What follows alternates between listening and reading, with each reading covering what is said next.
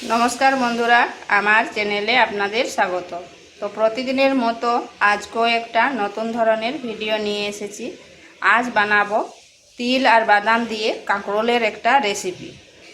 এটা গরম ভাতের সাথে খেতে দারুণ লাগে। আর যারা কাঁকরোল খেতে চায়নি তারাকে যদি এইভাবে করে দেন তারাও কিন্তু চেটেপুটে খেয়ে নেবে।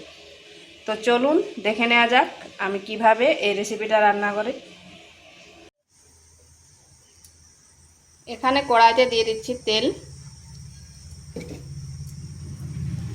দিচ্ছি কালো সরষা আর গোটা জিরা,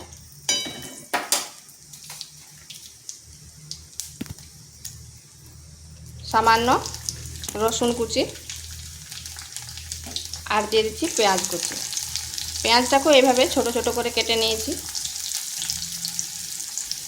আর একটি কাঁচা লঙ্কা।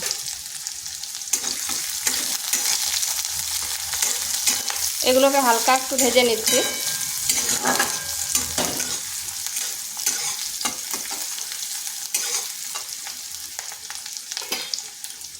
দিয়ে দিচ্ছি আলু আর কাঁকরোলটা।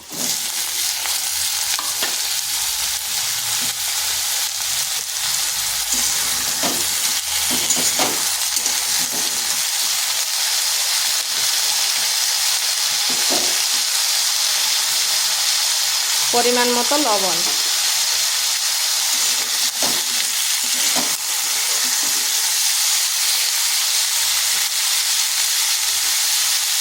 দিয়ে দিচ্ছি হলুদ গুঁড়ো,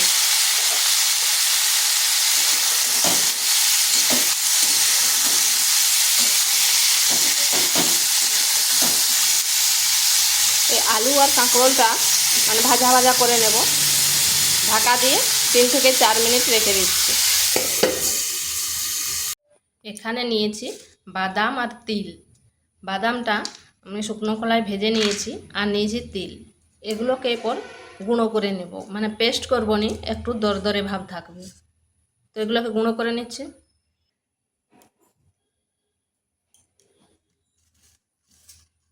এটা ঠিক এইরকম দরদরে করে নিয়েছি। তো এটা হয়ে গেছে। মাঝখানে ঢাকাটা তুলে করে নেড়ে দিয়েছিলাম আর এরকম ভাজা ভাজা হয়ে গেছে।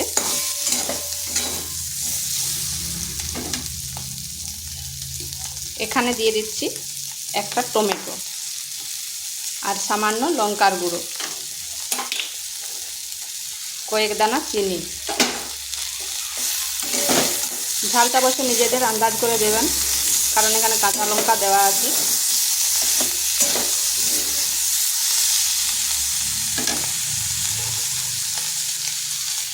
দিয়ে দিচ্ছি যে মশলাটা করে রেখেছিলাম।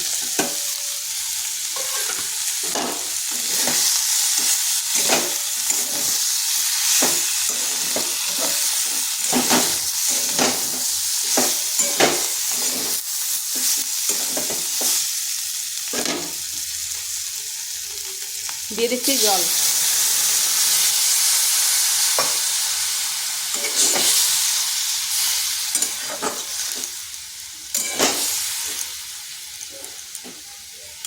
এরপর এটাকে ঢাকা দিয়ে 3 থেকে 4 মিনিট রেখে দিচ্ছি।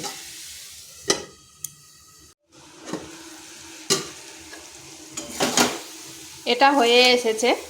আর ধনেপাতা থাকলে এখানে ধনেপাতা দিয়ে দিতে পারেন, কিন্তু আমার হাতের কাছে নেই তাই আর দিলাম না। এইভাবে একবার করে দেখবেন, গরম ভাত বা রুটির সাথে খেতে কিন্তু দারুণ লাগে। আর যারা খায়নি তারাও চেটেপুটে খেয়ে নেবে। তো ভিডিওটা ভালো লাগলে লাইক শেয়ার কমেন্ট অবশ্যই করবেন। আর নিত্য নতুন রেসিপি পাওয়ার জন্য চ্যানেলটিকে সাবস্ক্রাইব করবেন। এটা হয়ে গেছে, নামিয়ে নিচ্ছি।